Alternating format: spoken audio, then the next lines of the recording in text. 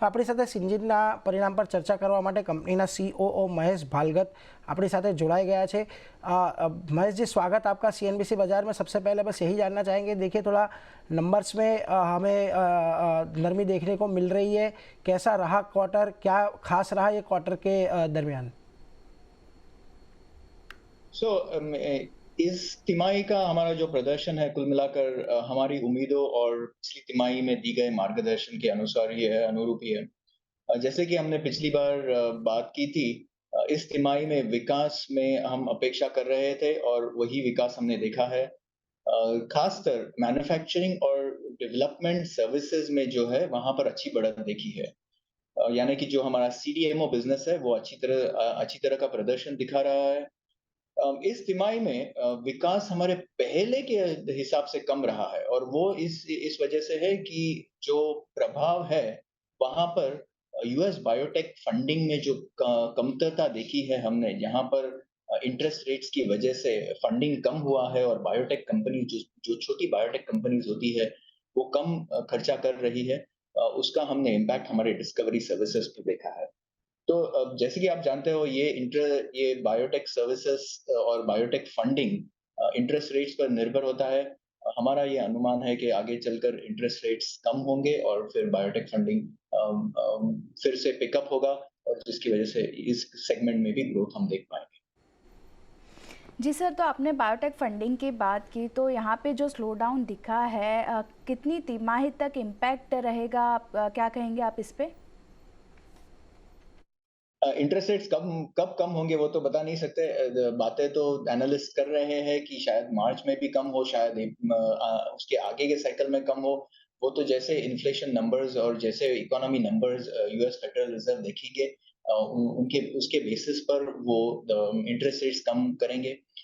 लेकिन उसका रिलेशनशिप ऐसा रहेगा कि उसके 1 या 2 तिमाही बाद हम एक्सपेक्ट करेंगे कि बायोटेक फंडिंग वापस आ जाएगा और ये जो कस्टमर्स जो अभी कम खर्चा कर रहे हैं, ज़्यादा प्रोजेक्ट्स रुका रहे हैं, उनका स्पेंडिंग वापस आ जाएगा और उनकी जो डिमांड है, उनकी जो माँग है, वो हमें बढ़ती दिखाई देगी।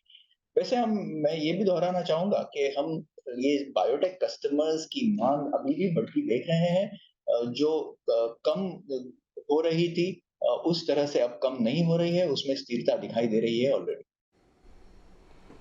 तो देख, और सर एक बात और आपसे थोड़ा जानना चाहेंगे, जो आपने एक एक्विजिशन किया था स्टेलिस का, उसके बारे में, उसका कंपनी को अभी क्या कोई फ़ायदा आने वाले टाइम में हमें देखने को मिलेगा? किस तरीके से फ़ायदा हम इसका देखने को मिलेगा और बैलेंस शीट पर इसकी क्या इम्पैक्ट रहेगी स्टेलिस के एक्विजिशन की? तो स्टेलिस का जो हमने एक्विजिशन का बताया था वो हमने जुलाई में वो प्रोसेस शुरू किया था। हमने अभी इस पिछले तिमाही में उस प्रोसेस को क्लोज़ किया है। अब उसके 3 स्टेप्स रहेंगे। एक तो जो फैसिलिटी है हम उसे अपग्रेड कर रहे हैं, यानी कि उसे मैमेलियन मैन्युफैक्चरिंग फैसिलिटी बना रहे हैं। तो थोड़े बहुत मॉडिफिकेशंस कर रहे हैं उसके लिए। उसके बाद हम उस फैसिलिटी का क्वालिफिकेशन वैलिडेशन करेंगे। वो जो प्रोसेस होता है वो एफडीए की तैयारी के लिए होता है। तो और एफडीए इंस्पेक्शन या तो ईएमए इंस्पेक्शन, ये कोई रेगुलेटरी अथॉरिटीज के इंस्पेक्शन के बाद फिर हम कस्टमर प्रोजेक्ट्स में लेना शुरू करेंगे।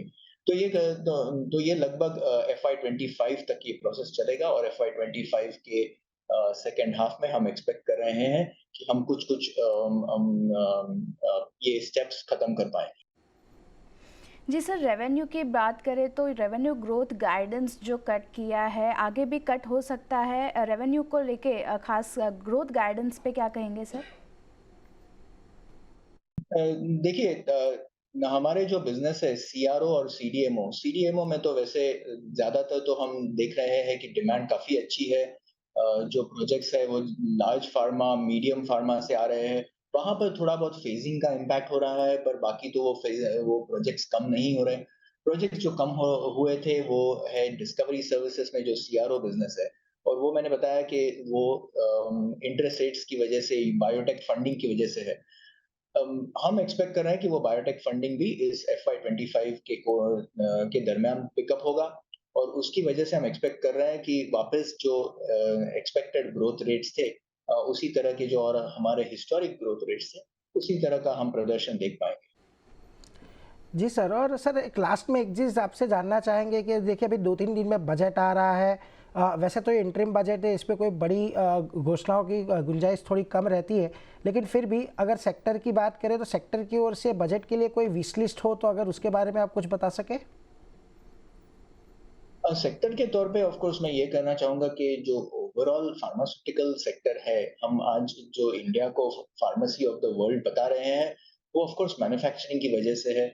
वहाँ पर इनोवेशन यानी कि रिसर्च का भी प्रभाव होना चाहिए, रिसर्च की तरफ और भी खर्चा होना चाहिए और जिस तरह से गवर्नमेंट की भी एक्सपेक्टेशन है कि हम वैल्यू बढ़ाएँ फार्मास्यूटिकल सर्विसेज़ की, फार्मास्यूटिकल प्रोडक्ट्स की, इनोवेशन प्रोडक्ट्स ले आएँ, तो उस तरह का जो फैसिलिटेशन उस तरह का जो बजट में अगर एलोकेशंस की जाए तो ऑफ कोर्स हमारे सेक्टर को भी उससे फायदा होगा और ओवरऑल इंडिया को भी फायदा होगा क्योंकि इनोवेटिव प्रोडक्ट्स जल्दी और ज्यादा इंडिया में आएंगे।